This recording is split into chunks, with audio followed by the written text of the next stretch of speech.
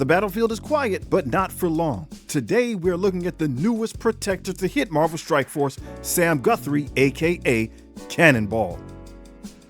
Let's dive into the stats. Now, this is going to be a really interesting breakdown. Cannonball functions very differently than many other protectors that we've seen before. He's coming in the game as the 10th strongest character to hit the game right now. That's incredible. Health 16, so hey, we want to be healthy. He is a protector, we need to be healthy. Damage 43rd, so he's not really dishing it out. That's not really his thing, but notice this armor ranking. He has the second highest armor ranking in the game. Armor reduces incoming damage. Very interesting, and we're going to need to take note of this as we continue to break down the kit. Just keep in mind that he has this amazingly high armor rating. Focus 47th, so not super high, even though he does need to hand out negative effects. You know, something to keep an eye on. Resistance is 6, so he can kind of take that, right? He's not really dishing out damage, but he can take and resist things happening to him. Critical hit chance 15%. Now, we normally don't talk about that. We normally don't list the critical chance, but it is important because it is an integral part of his kit. Critical strikes with the New Mutant team causes cascading effects to happen. We want critical strikes. He's starting out with a base of 15%, speed 129. So he's not super slow. He's going relatively quickly, maybe even first on this team. Let's go ahead and check him out. Let's dive into the character himself. For his ISO 8 selection, I'm going to go ahead and go with Raider. Now, this is going to be 2 characters that we recommended Raider on the New Mutants team, but that's because I think it's important. Cannonball, Wolfsbane, and Magic all have cascading effects that automatically trigger whenever any New Mutant character gets a critical strike. And so since we already have a relatively high, we have a bonus anyway for critical hits, let's go ahead and use that to our advantage. Obviously, I'm open to discussion. Maybe there is a better or a different ISO selection we would choose for Cannonball, but since once again, a lot of area of effects, he has a high crit chance as it is, I think it's a good idea to go ahead and make him a Raider. Sam grew up as a coal miner in Kentucky. He knows what it means to roll his sleeves up and get some hard work done. Yes, as a man, those qualities are necessary for leadership, and his passive ability, Human Artillery, helps keep the team moving forward.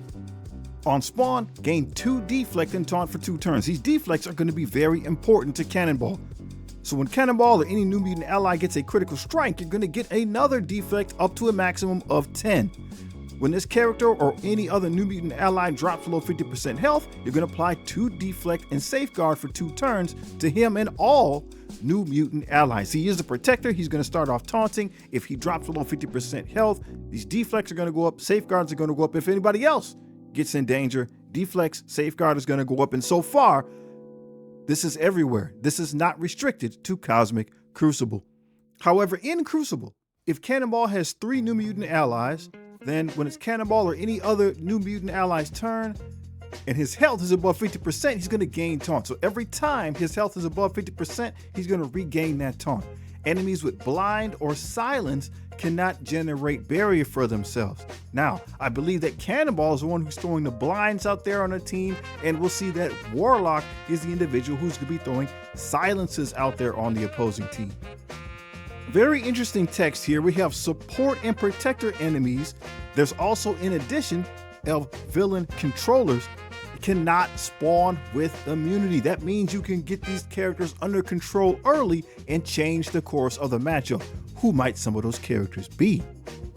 So because of that passive ability, support, protect, and also there is an addition of villain controllers cannot spawn with immunity. There are some notable support characters in this game, but there's just a few that I think this will really affect. 1, Superior Spider-Man. He won't be able to get that immunity. You'll be able to control him, and he won't be spreading it to other Insidious 6 allies. A really important character in this matter is Apocalypse. Without that immunity, you can control him early. Thirdly, Dormammu falls into that bracket again. Same reasons apply. You can control him early. For protectors, there's a great deal of characters to consider here. There's probably 5 that really are going to make a difference. Daredevil Modern, you could jump in, keep him under control. Gladiator, that's really going to be a big deal to keep him under control. The Sentinel is included in that. Man-Thing, and the Black Knight. Villain controller was the change. I'm not 100% sure why. I think it has to do with perhaps the Insidious 6, or maybe with Null. The only villain controller that really spawns with immunity is Mysterio. So again, he won't receive it. He won't be able to again spread it to the other Sinister Six members. So if Cannonball or any New Mutant ally does not have defense up or minor defense up, that character will gain 25% damage reduction and 25% resistance. So just think about that for a second. Even if you don't have defense up, which is going to knock your damage in half, all your New Mutant allies, if they don't have that, are still going to have 25% damage reduction. And we're talking about Cannonball. He's got that high armor stat. And notice this, he's going to have deflects anyway, right? For each deflect, you're already blocking, getting rid of another 25% damage. You will gain 5% crit chance and 10% more armor already on top of an insanely high armor stat. This dude's going to be difficult to deal with. The first ability that you are more than likely going to have access to is Broadside. That is his special ability. Now notice it comes pre-charged with 7 energy. This is an interesting mechanic for this team. You have some abilities that come preloaded and you're going to have to build energy for your other abilities. Just keep that in mind as we go along. When we use Broadside, you're going to clear barrier on all enemies. It is an attack all. You're going to clear 2 random positive effects and apply offense down for 2 turns. So that is in addition to the deflects. That's in addition to the damage reduction. Now you're making it so the enemy is attacking you with offensive down, reducing their offensive ability by another 50%. That's going to happen everywhere. Now let's get into the Crucible effects. In Crucible, if Cannonball has 3 New Mutant allies, then you're going to put Blind and Trauma on all enemies. In addition, you will ability block a Mythic Protector. Now, there's only one Mythic Protector that I know of in this game. So yes, you're going to automatically ability block Big Meth. Any other protectors, you're going to stun them. You're going to put immunity on Cannonball and the rest of the New Mutant allies. Get 3 more deflect in the process. You get extra focus for that in Crucible, and the attack is unavoidable and cannot be blocked. So this is pretty much, when he does this, this is happening. This is happening, folks. So we slowed this down. We're going to check out a couple examples. We see the New Mutants team is loading in. Right there up at the top, we got Cannonball, Human Artillery, taunts up, and we got Broadside. King Meth is on the board, so we're going to go ahead and target him. It's an AoE, so you don't have to target him, but he does indeed get ability blocked, and the rest of the squad gets offense down and gets blind.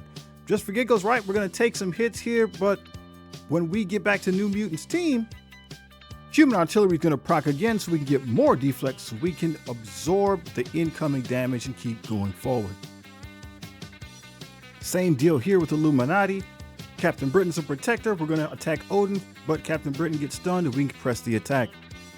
Don't forget, Lilandra is also a protector. So with her under control, the rest of the team is easy to pick off one by one. This is truly a devastating attack. You get to use it early, and it's designed to cripple your opponent, putting you in the right place to make sure you're able to win the matchup.